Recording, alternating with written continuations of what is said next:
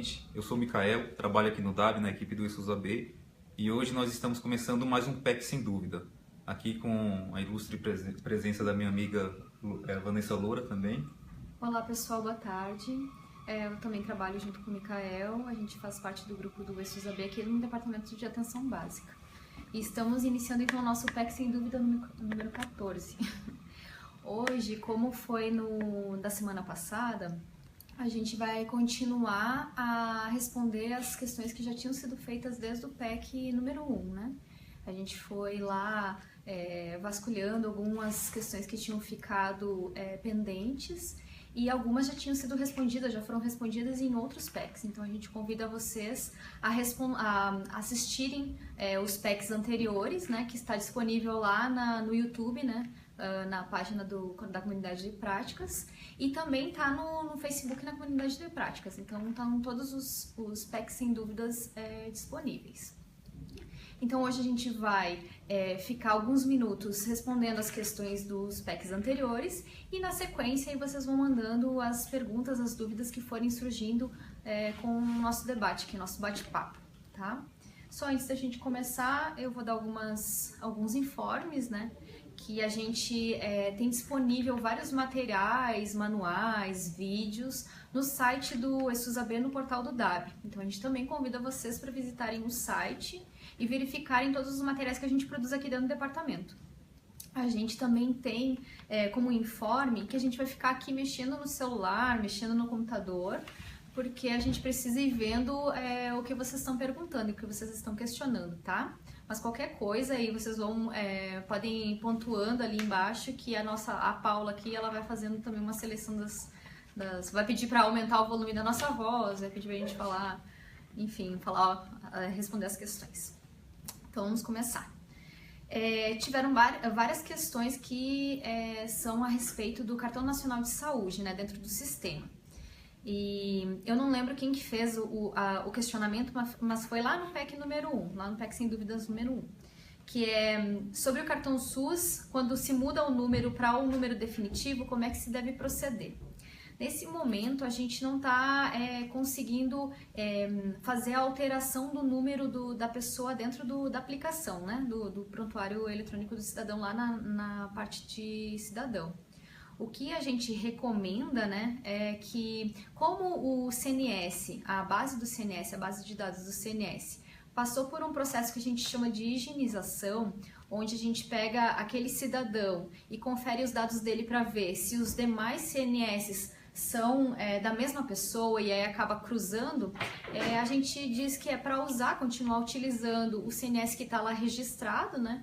E porque depois esses dados eles vão estar de certa forma vinculados, né? As pessoas elas vão ser vinculadas com seus vários CNS. Digamos, né? Eu tenho 2 CNS, quando eu digito o meu CNS definitivo, ou melhor, quando eu digito o meu CNS provisório, ele já me apresenta o definitivo. A gente só está agora nesse momento dentro do sistema adaptando isso. Mas não tem problema se ficar o CNS anterior lá dentro do sistema, tá? Alguma consideração? Não é só isso, só ressaltando que essa parte do CNS, como a Vanessa falou, aqui na base federal, ocorreu, na base do CadSUS especificamente, ocorreu essa parte de higienização dos dados, e independente da informação que você envie, né, através do PEC para a base nacional, a gente vai conseguir saber que aquele cidadão com aquele CNS que não é o master, tem um CNS master, né? A gente consegue vincular aqui em cima. A gente fala CNS master para o CNS que também chamam de definitivo, mas Sim. Aquele que é o início 7, né? O base 7, Sim. né? Que chama. Também tem uma outra questão que envolve nessa mesma linha a questão da duplicidade de prontuário, né? Quando a gente muda o número do SUS, né? Quando o número do SUS muda, que a gente também não consegue fazer ainda, né? A gente está nesse processo de desenvolvimento, a mescla dos prontuários, né? A gente pegar o prontuário que começou com um número do provisório para um número definitivo. Então a gente está nesse processo de desenvolver dentro da ferramenta esse merge de prontuários que a gente chama, tá?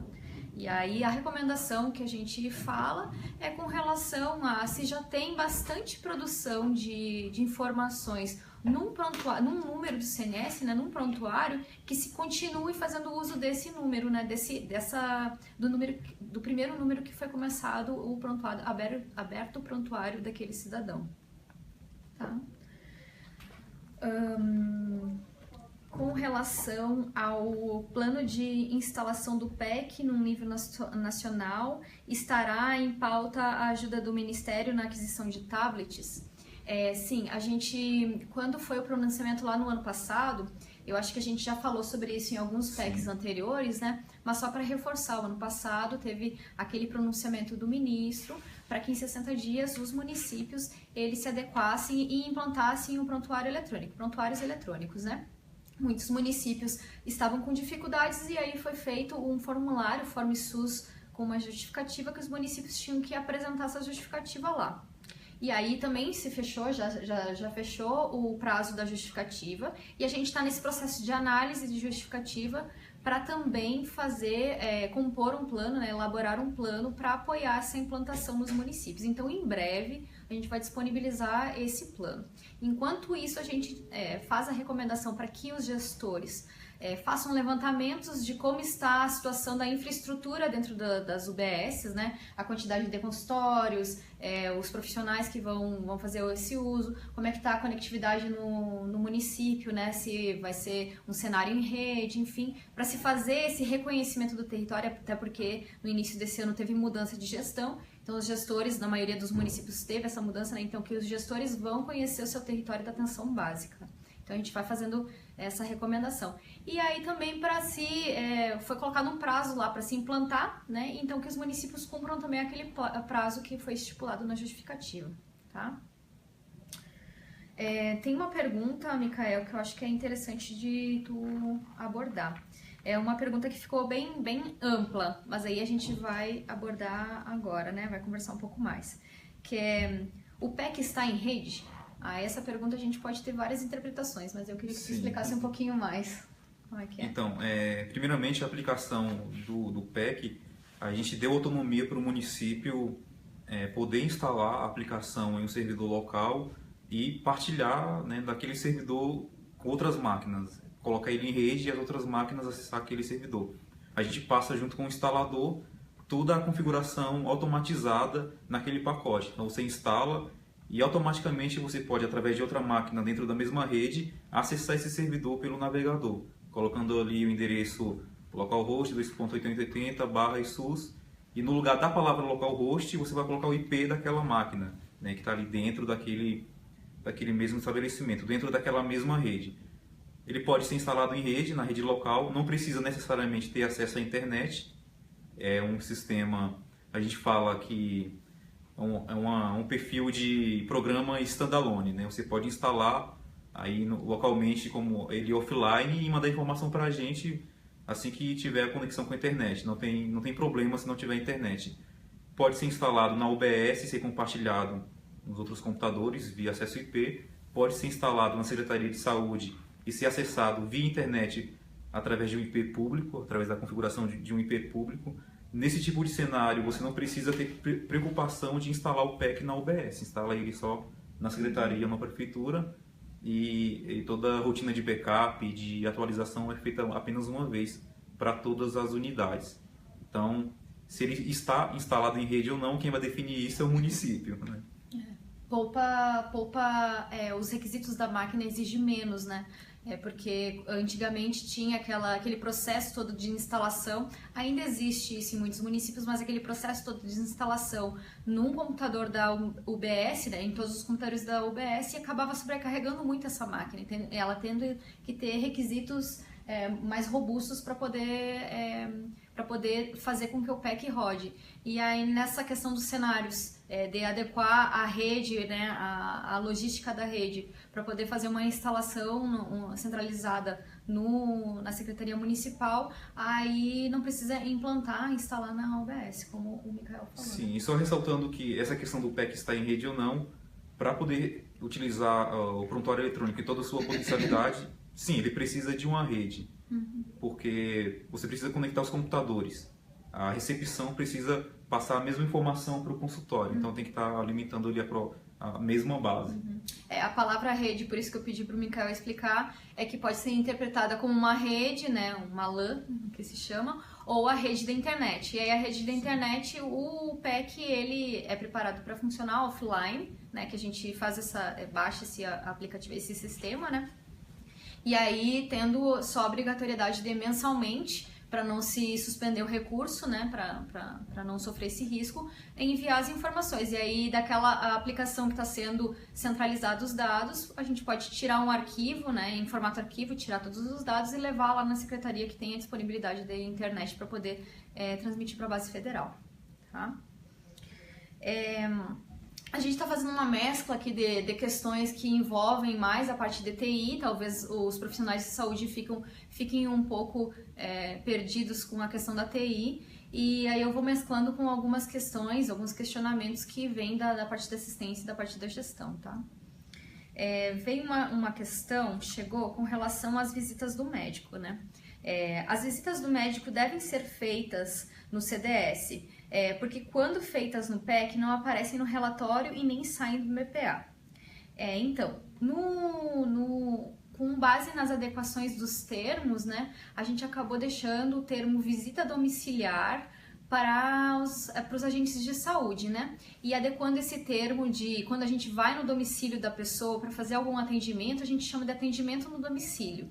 Então, os profissionais que não são os agentes de saúde, eles fazem atendimentos no domicílio. E aí eles apontam como isso? Eles apontam lá na ficha de atendimento individual local no domicílio, tá? A gente também tem uma ficha que é específica para os serviços de atenção domiciliar, que é uma ficha de atendimento domiciliar. Mas aí só é para os profissionais que atuam nessas equipes, né? Nas equipes de site, do Melhor em Casa.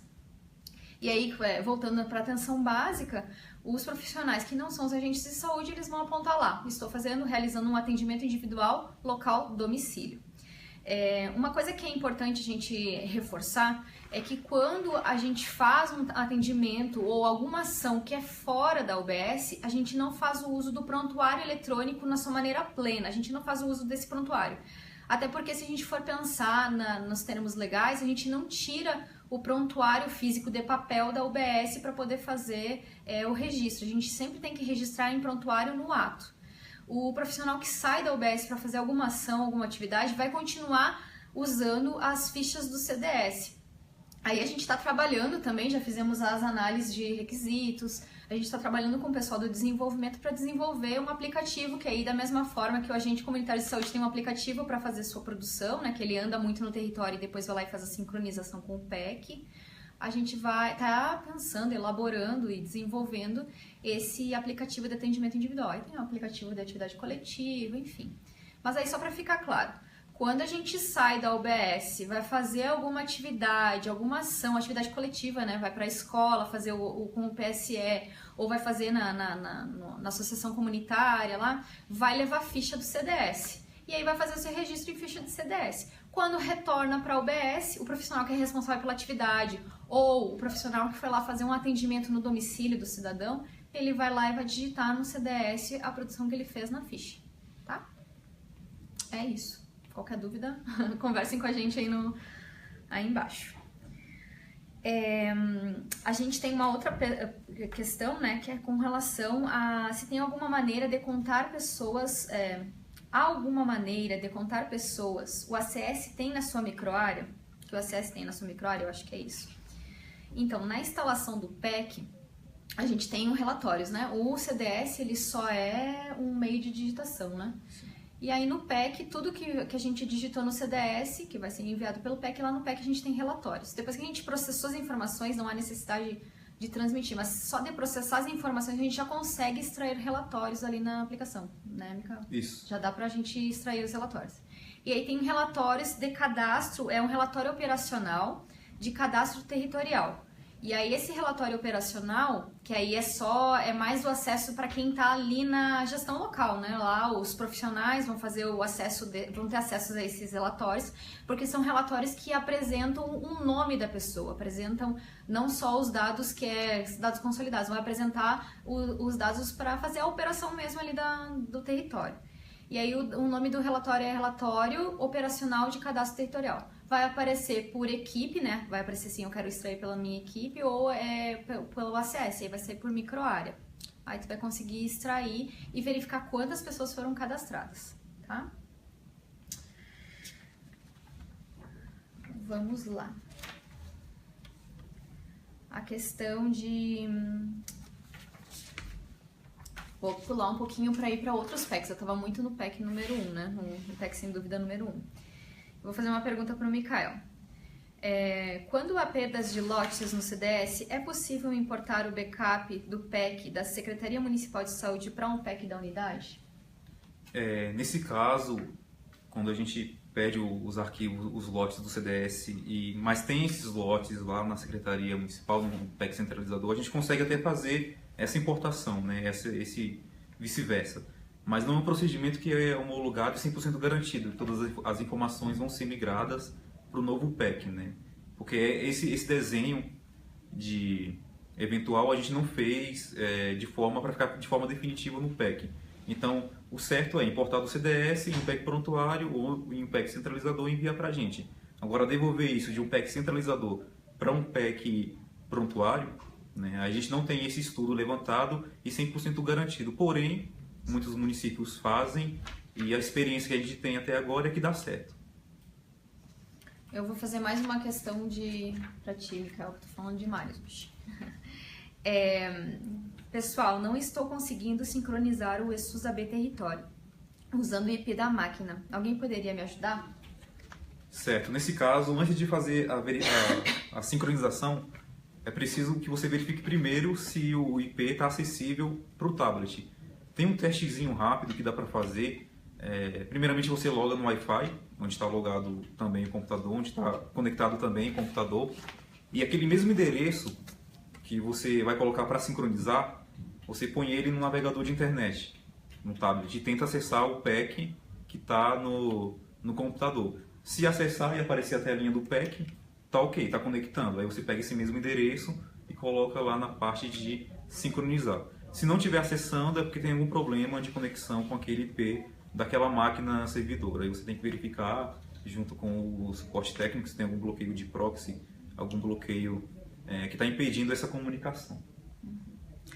Só vou fazer mais uma última pergunta com relação às perguntas, aos questionamentos dos PECs, sem dúvida, anteriores, para a gente poder abrir agora para os PECs, para as perguntas desse nosso episódio, tá?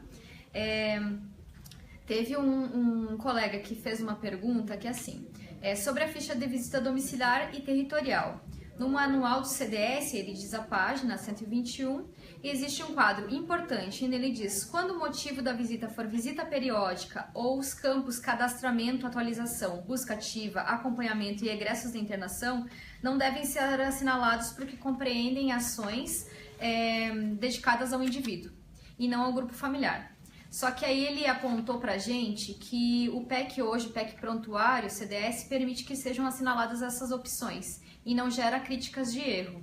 Aí ele pergunta como proceder.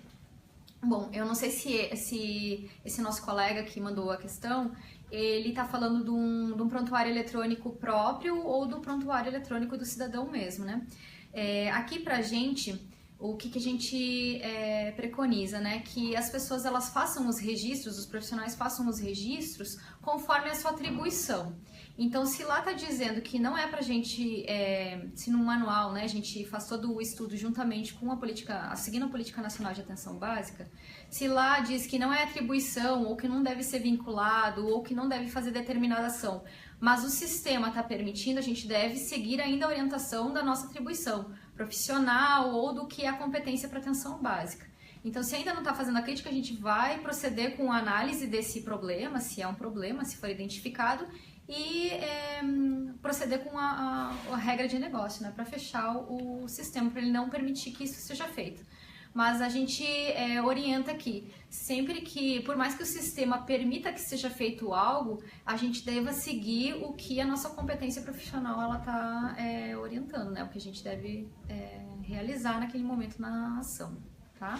Então, nesse caso, não assinala o que está descrito no manual, que a visita domiciliar, quando é periódica, a gente não vai fazer esse tipo de registro do cadastramento. É isso. Quais são as questões de hoje? Então, são muitas questões. A gente quer avisar antes que, não respondendo agora todas as questões, a gente vai responder posteriormente na próprio comentário ali dá para responder, a gente pode fazer isso. E também na outra live, né, trazer, que nem a gente trouxe aqui hoje, as questões que foram compartilhadas hoje. Então, começando aqui pelo primeiro aqui.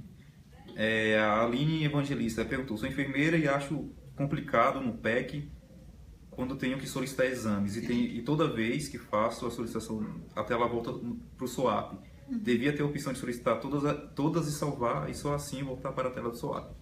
Então essa questão aqui, essa necessidade, ela já está contemplada, né, dentro da próxima versão. Isso. Dentro do escopo da próxima versão que a gente está planejando para lançar. Tá? Então essa necessidade sua aqui já está contemplada, a gente já escutou, né, essa necessidade de outros gestores, outros profissionais e conseguiu colocar isso no sistema. E aí agora vai ser, a próxima versão ela tá para ser lançada, falta alguns ajustes mínimos. Sim. Só para a gente poder já fazer o lançamento. Mas aí tem bastante novidade que vem por aí, tá? A Célia, ela pergunta: no CadSUS, se digitar o nome social uma vez, não conseguimos deixar em branco depois. Essa questão aqui do CadSUS, a gente já recebeu, né, essa mesma questão anteriormente e a gente está analisando junto com a nossa equipe de suporte técnico. A gente está analisando já essa parte aqui do CadSUS em relação ao nome social. Bom, no nosso município temos um profissional que está lotado como sanitarista do NASF. O sistema não permite que sejam lançados atividades coletivas sendo ela como responsável. Qual pode ser o problema? Né? Em relação a isso, a gente já recebeu também Do sanitarista? Sim, do CBO de sanitarista. Uhum. Já recebeu essa questão e ela foi submetida para análise. A gente já recebeu e está analisando como vai proceder com nesse caso aqui do CBO de sanitarista. Tá? Uhum. Deixa eu só fazer uma contribuição. Só retornando lá a questão da Aline Evangelista, quando as questões elas envolvem aprimoramento da ferramenta, o pessoal aqui do Núcleo de Tecnologia da Informação, em parceria com as demais coordenações, né, desenvolveram uma ferramenta para a gente fazer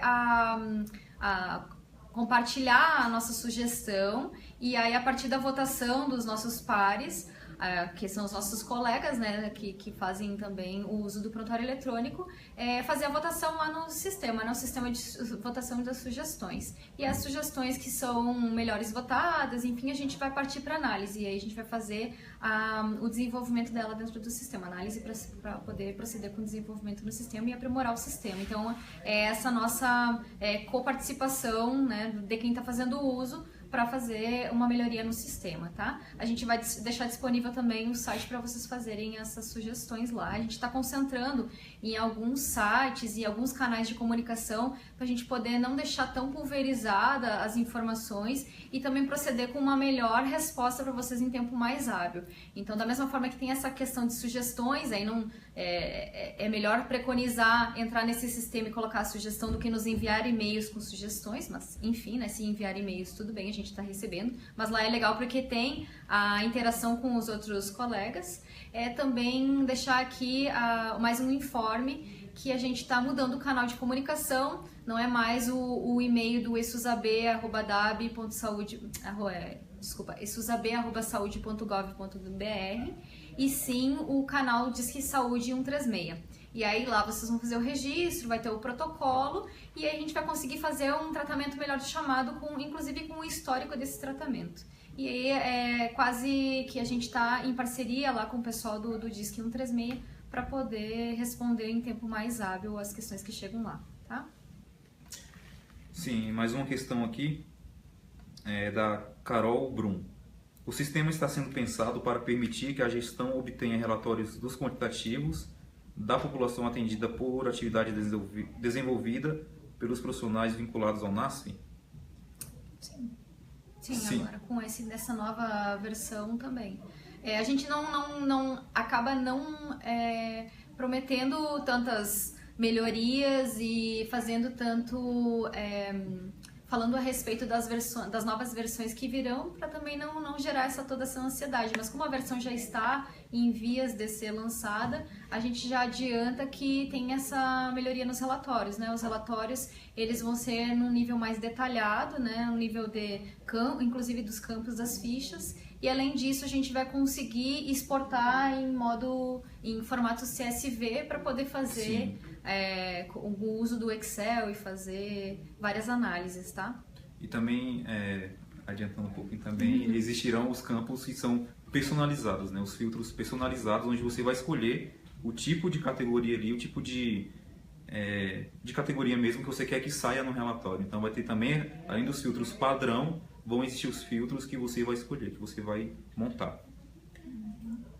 A Thalita Santiago está perguntando: as fichas de cadastro individual que foram digitadas sem o CNS do responsável, como fazer para corrigi-las se nas fichas do CDS, depois de exportadas, não aparecem mais na máquina? O que acontece, Thalita? Quando a ficha no CDS ela é digitada, salva e enviada, exportada para o PEC, ela é marcada como um registro enviado, um registro exportado. Ela não vai aparecer mais naquela tela inicial do módulo da ficha. Então, se você clicar no módulo da ficha dentro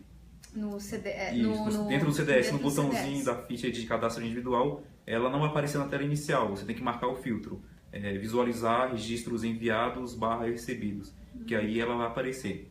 Para realizar esse tipo de correção, junto com a ficha, no finalzinho da linha, vai aparecer o botão para atualizar. Você consegue fazer a atualização cadastral. Já estão nos avisando que encerrou o nosso tempo de hoje. Muito obrigada pela participação. A gente continua aberto às sugestões, às perguntas, para que semana que vem, nas próximas semanas, a gente continue com as respostas. O que, Paula? A Paula está aqui conosco, ela nunca apareceu.